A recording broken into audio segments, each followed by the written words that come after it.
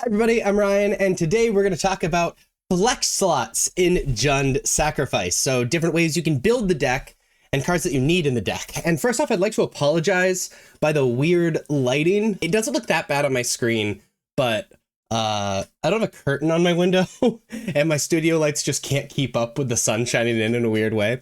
It's actually kind of funny because you're going to be able, if you like watch my channel regularly, you're going to be able to see all the videos I did like in this sitting because I'm recording like 4 as I'm sitting here. This is the first video I'm recording of 4. So it's kind of, I don't know, it's kind of silly. We survive. You're not here to look at my pretty face. Probably. So I've talked a lot about Jund Sacrifice on this channel. We've looked at deck text, we looked at how to sideboard with it, but there are different ways you can build the deck. And that's what this video is about. What cards do you need in the deck? What cards are you able to kind of flex with?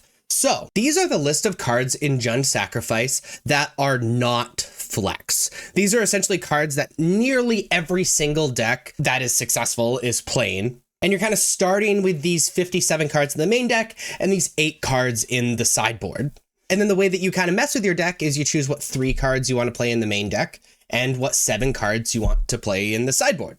If you want to, you can pause the video and check out the cards that you essentially need to play. But we're going to be looking at the flex slots. That's the point of this video. So as you can see, the main deck is pretty figured out. Of the 3 slots in the main deck, you essentially pick from 4 flex slots. Acclaim the Firstborn, a Bitter Triumph, a Heartless Act, and a Yigra. So let's talk about why you would play these cards. Claim the Firstborn is really good alongside decks that you can actually steal creatures from and then sacrifice that creature. So something that would be really valuable against. So essentially decks with a lot of or with relevant creatures that cost 3 or less. Bitter Triumph is a very good unconditional removal. Also having a 2-mana spell that can deal with Planeswalkers is very powerful. Heartless Act is kind of interesting. It's an unconditional removal except against certain decks with creatures that have counters on it. It's especially good in formats that you're playing against a lot of Archfiend of the Dross, because Archfiend of the Dross, you can just remove the counters from Archfiend, pass the turn, and then you win. So that's kind of interesting. I think Heartless Act is really good if you're playing against a lot of Archfiend. And the third, Yigra, if you want your deck to be slanted a little bit more towards combos. This was a little rare a few weeks ago when I was doing the deck techs and stuff, but the third Yigra is getting more and more popular, especially with the most recent like European RCs and stuff. And the deck's been slanted a little bit more towards making sure the combo actually happens. As far as the 7 slots in the sideboard, you're going to pick 7 of these 19 cards. So let's kind of go over why you would select these cards. So 2 Ghost Vacuum. Ghost Vacuum is Graveyard Hate. It's great because you can just invest 1 mana into it and then never have to invest mana in it again until you want to win the game with it by paying 6 and activating it. And all the exiled creatures with Ghost Vacuum return to the battlefield under your control with a flying counter on it. But each of them is a 1/1 spirit in addition to its other types.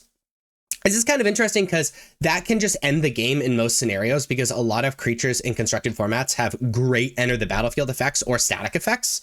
So you like turn 1, play a Ghost Vacuum, exile creatures. You're going to be siding this in against decks that use the graveyard. But also what's interesting about Ghost Vacuum that makes it kind of harder to evaluate over other Graveyard Hate is it's actually decent against decks that use creatures that you expect the game to go long. Because you're going to be exiling your opponent's creatures, you know, doing that thing. And then if the game goes long, you just get to use Ghost Vacuum and maybe bring back some Overlords or something like that. So it's a really diverse card, but primarily Graveyard Hate. Haywire Might, 1 mana, 1/1. When it dies, you get 2 life, so it's decent against super aggressive decks. But also we can pay a green, sacrifice it to exile target non-creature artifact or non-creature enchantment. Really good artifact and enchantment hate, decent incremental life gain and a blocker or whatever against super aggressive decks, especially if those aggressive decks have non-creature enchantments or artifacts. Shriner's Defeat, really good against red decks or red planeswalkers. Torch the Tower, mostly very good against Phoenix, being able to deal with a Phoenix indefinitely. Also decent against aggressive decks, dealing 2 damage or 3 damage if you try a little harder, and exiling the thing that it kills.